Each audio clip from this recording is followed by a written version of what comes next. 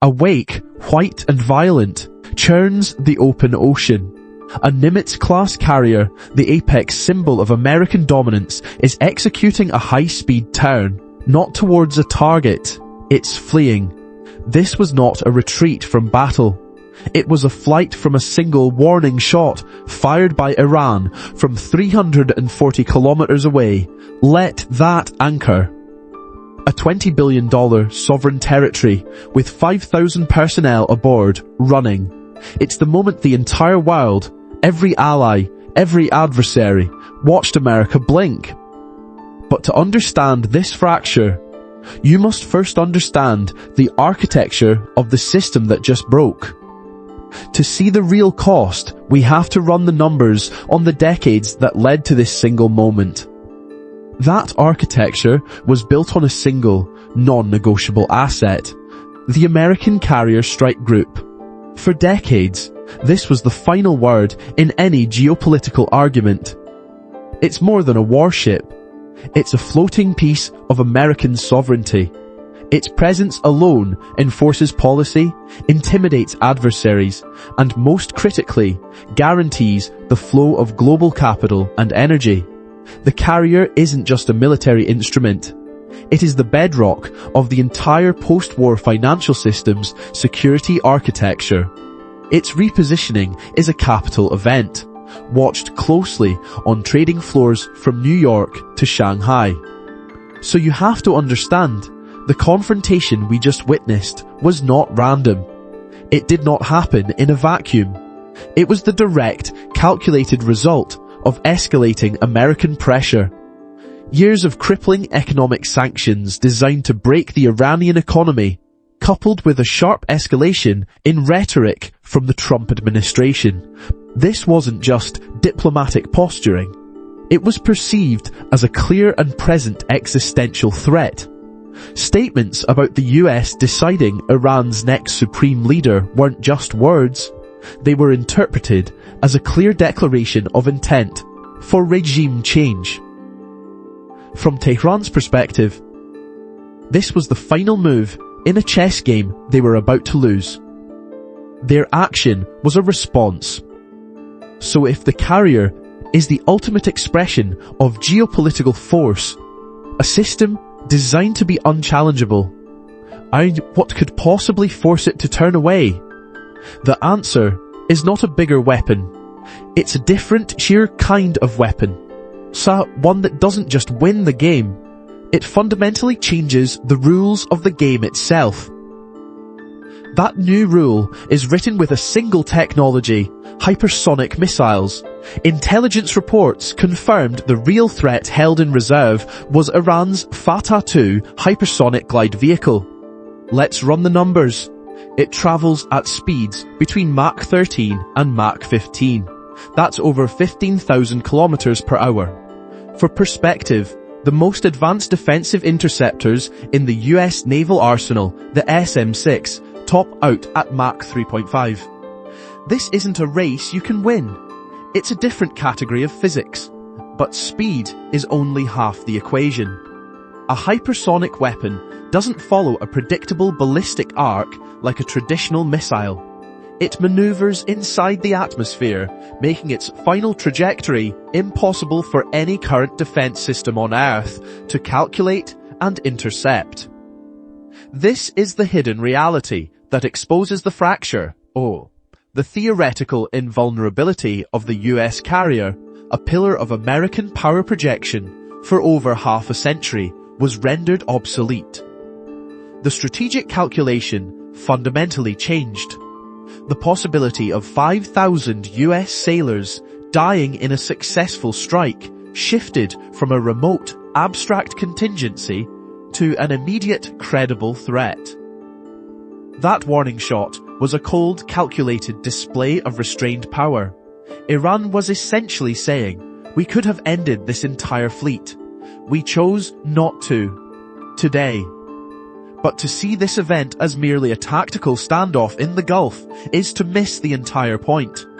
The real impact of that single hypersonic threat wasn't just felt on the deck of that carrier, Its shockwave was already fracturing the strategic calculus on 3 other even more critical global fronts. And that is where the real crisis was just beginning. The first fracture appeared on the military front. The US carrier group, for decades the instrument of power projection, was neutralized. Its $20 billion asset value became a liability, a hostage to geography and anti-access weaponry. This military stalemate immediately triggered a cascade onto the economic front, where the US was caught in a fiscal cost imposition trap designed for attrition. Run the numbers. In the first 100 hours, the US and its allies expended roughly $1.7 billion on advanced interceptors. Their targets were Iranian drones, costing between $20,000 and $50,000 each, which can be fielded in massive volumes over time. The exchange ratio climbs as high as 70-1. This is the strategic equivalent of using a multi-million-dollar missile system to shoot down a commercial drone. You might win the engagement, but you will lose the economic war. The math is brutal, and it does not lie. This convergence of military stalemate and economic bleed-out directly compromised the energy front. The Strait of Hormuz, the world's most critical oil choke point. Approximately 20% of global petroleum liquids flow through it. During the crisis, tanker traffic dropped by 50 to 70% as war risk insurance premiums surged from a baseline of 0.05% of a ship's hull value to over 0.7%. For the first time, global markets were forced to price in the escalating probability that the United States security guarantee for the global oil supply could fail. The fracture was already being priced in. Washington was now trapped in an impossible calculus, forced to balance military risk, an unsustainable fiscal burn rate, and the stability of the global energy market. The dilemma offered no clean options. Escalate and risk a wider conflict, absorb the attrition and signal impotence, or withdraw and cede regional control. But as strategists grappled with this three-front equation, a new variable was about to be forced into the calculus. A variable that would escalate the crisis from regional to potentially apocalyptic. That variable was Israel, and the triggering of its most feared, unspoken doctrine, the Samson Option. For the strategic planners in Tel Aviv, the equation was simple. Iran possessing a weapon that could bypass their defenses wasn't a strategic problem. It was an existential one. That red line, long debated, had just been crossed.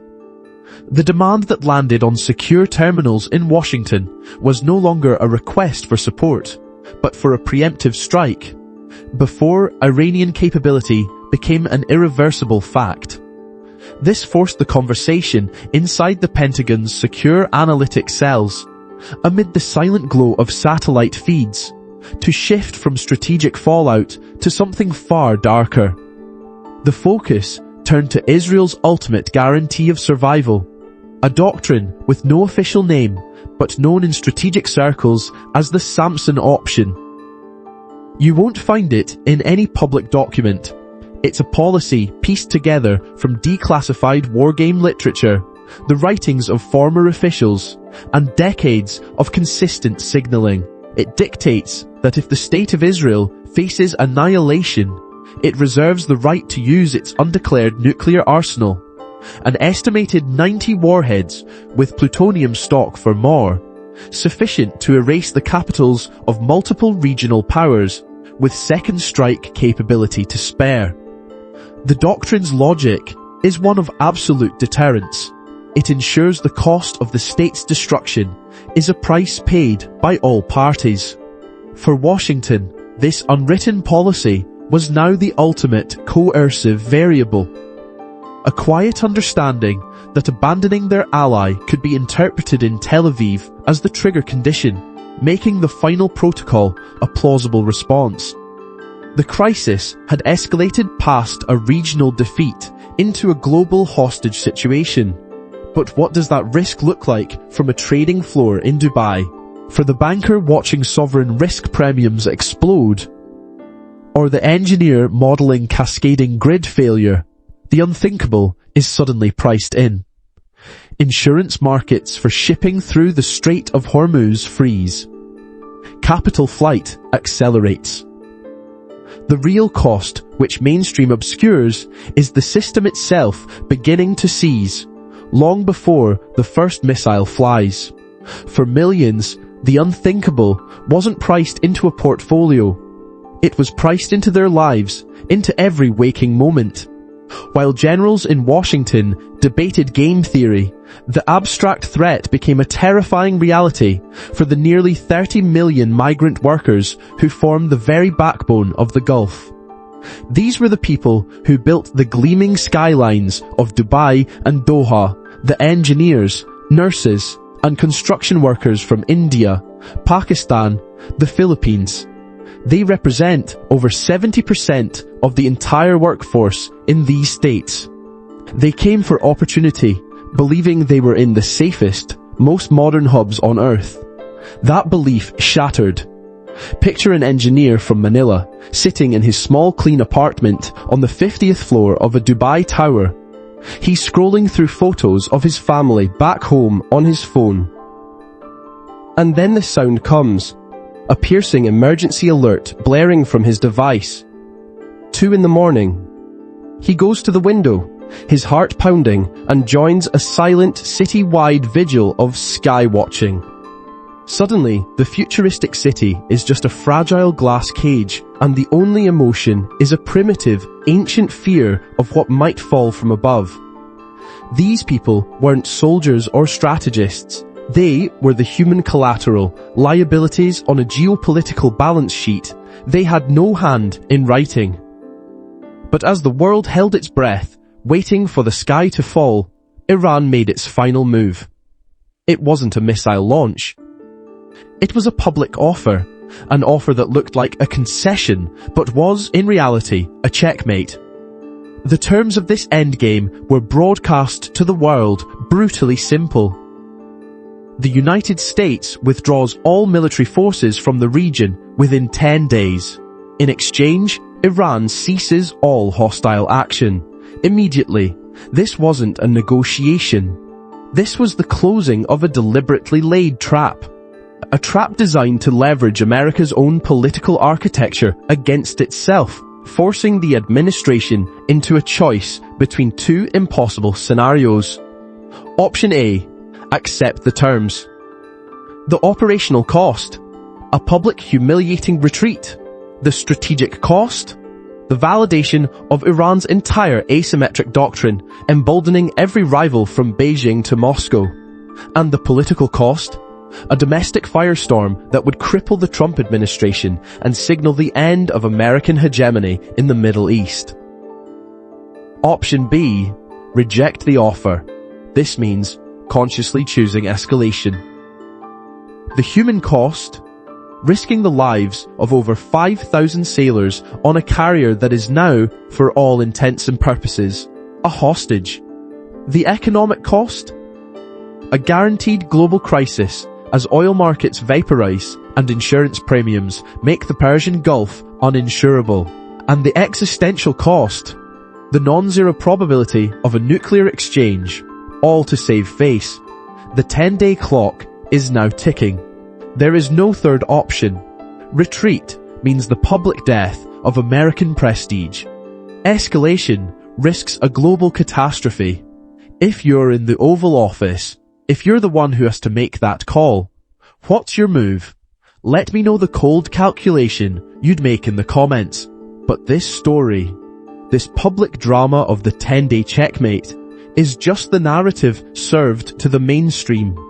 The real war, the one that truly decided the outcome, wasn't fought with public offers. It was fought on the silent battlefield of capital, cost imposition, and the hidden mechanics of empire.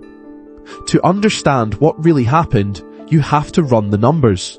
So let's run the numbers. The public saw the ultimatum, the ships, the missiles. The strategists, however, saw a balance sheet. The real war, the one that forces the outcome, is fought on two fronts. Both are financial. The first front is the fiscal cost imposition trap. Let's call this metric 1, asymmetric munitions burn. Iran's strategy weaponizes cost.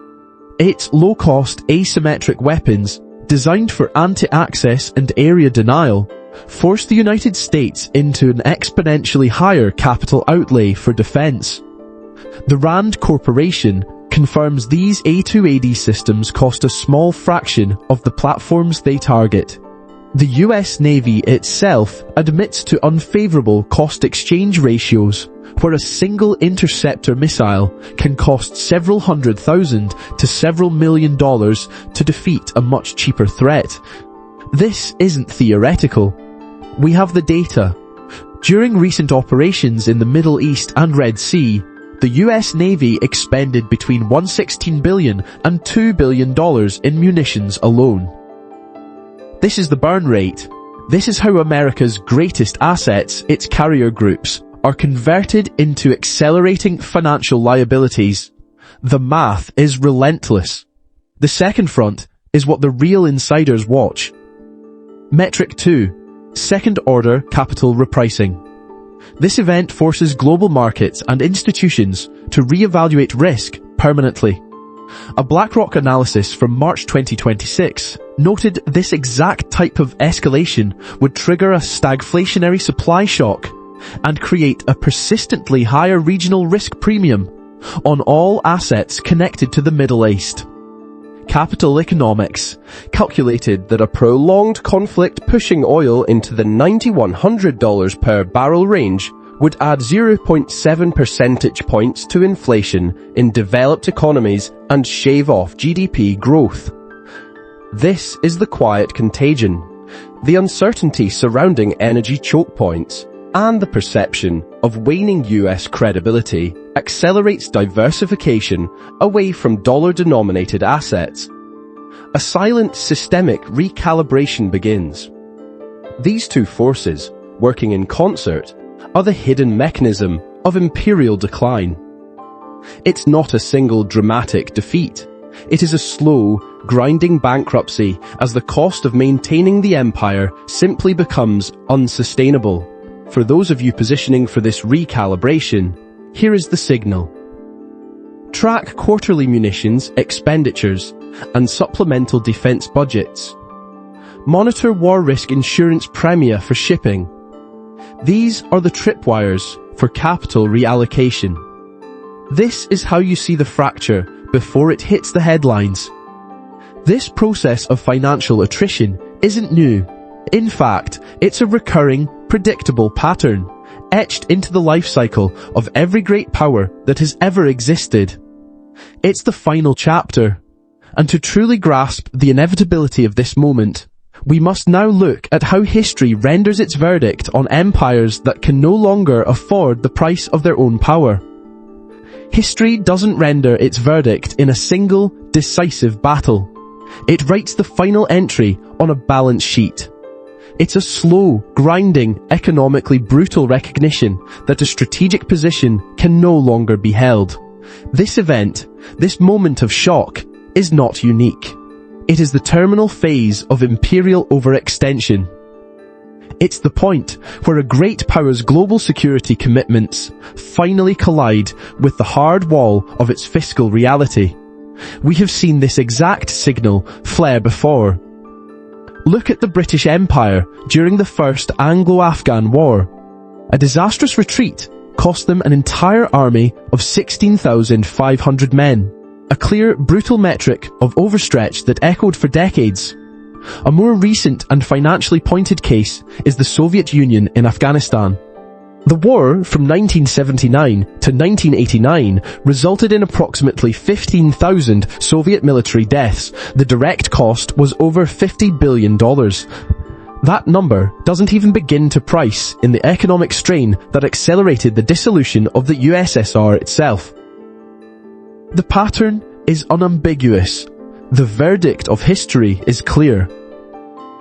America will eventually withdraw from the Middle East. The only variable left on the table is the final price that will be paid in treasure and in blood before accepting what is already written. This is the recalibration. This is the signal.